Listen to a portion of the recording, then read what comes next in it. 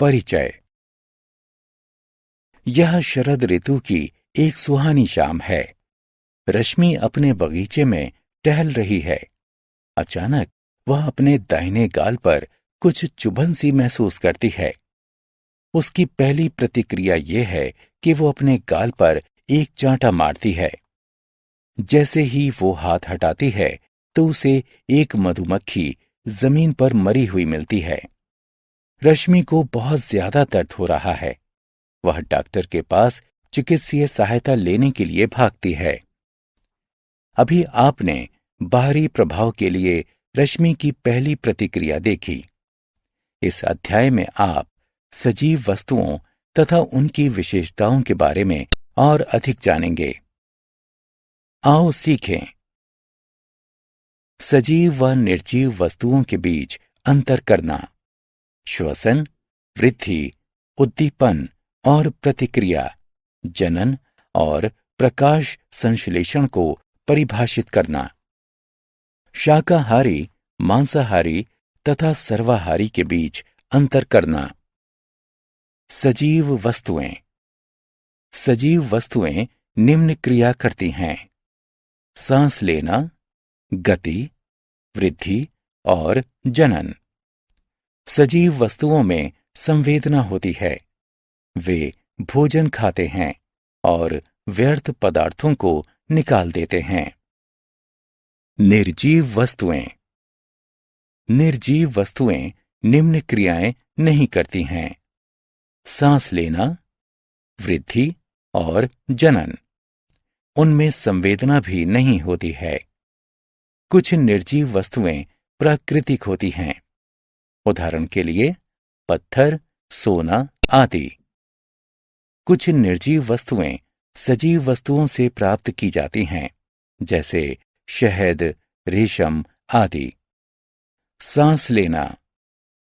सभी सजीव वस्तुएं सांस लेती हैं।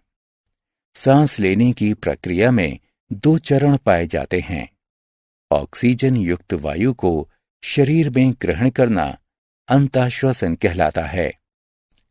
कार्बन डाइऑक्साइड युक्त वायु को शरीर से त्यागना बाह्य श्वसन कहलाता है। श्वसन। भोजन से हमें ऊर्जा प्राप्त होती है। भोजन द्वारा हमारे शरीर को ऊर्जा प्रदान करने की प्रक्रिया श्वसन कहलाती है। ऑक्सीजन श्वसन में सहायता करती है। श्वसन की प्रक्रिया में कार्बन डाइऑक्साइड निकलती है। वृद्धि। समय के साथ साथ सभी सजीव वस्तुएं बढ़ती हैं। कुछ सजीव वस्तुएं समय के साथ तेजी से तथा ज्यादा बढ़ती हैं। उदाहरण के लिए घोड़े, मनुष्य आदि। कुछ सजीव वस्तुएं समय के साथ अपनी अवस्था परिवर्तित कर लेती हैं। उदाहरण के लिए तितली इत्यादि। उद्दीपन, प्रतिक्रिया। सभी सजीव वस्तुएं अपने आसपास के बदलाव को महसूस करती हैं। कोई भी बाहरी प्रभाव जिसके कारण एक सजीव वस्तु प्रतिक्रिया करती है, उद्दीपन कहलाता है। एक बाहरी प्रभाव के लिए एक सजीव वस्तु द्वारा की गई प्रतिक्रिया को अनुक्रिया कहते हैं। उदाहरण के लिए जब आप गलती से एक गर्म तवा छू लेते हैं तो तुरंत आप अपना हाथ हटा लेते हैं। गर्म तवे से निकलने वाली ऊष्मा एक उद्दीपन है। गर्म तवे से हाथ हटाने का कार्य एक प्रतिक्रिया है। गति। सजीव वस्तुएं गति दर्शाती हैं। पक्षी हवा में उड़ते हैं, मछलियां पानी में तैरती हैं और जंतु दौड़ते हैं। पौधे इसका एक अपवाद हैं। यद्यपि वे सजीव हैं, किंतु वे एक स्थान से दूसरे स्थान पर गति नहीं कर सकते हैं। दूसरी तरफ निर्जीव वस्तुएं स्वयं कोई गति नहीं दर्शाती हैं। जनन। सभी सजीव बच्चे पैदा कर सकते हैं। यह प्रजनन कहलाता है। जनन द्वारा सजीव वस्तुएं अपनी संख्या बढ़ाती हैं। प्रकाश संश्लेषण एक प्रक्रिया के माध्यम से पौधे अपना भोजन पत्तियों द्वारा बनाते हैं, जो कि प्रकाश संश्लेषण कहलाती है। सूर्य के प्रकाश में पौधों की पत्तियां वायु से कार्बन डाइऑक्साइड तथा जड़ों से पानी लेकर उसे भोजन में बदल देती हैं। प्रकाश संश्लेषण के दौरान ऑक्सीजन निकलती है।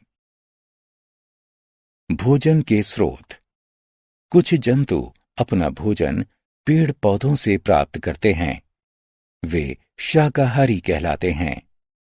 गाय और हाथी शाकाहारी के उदाहरण हैं।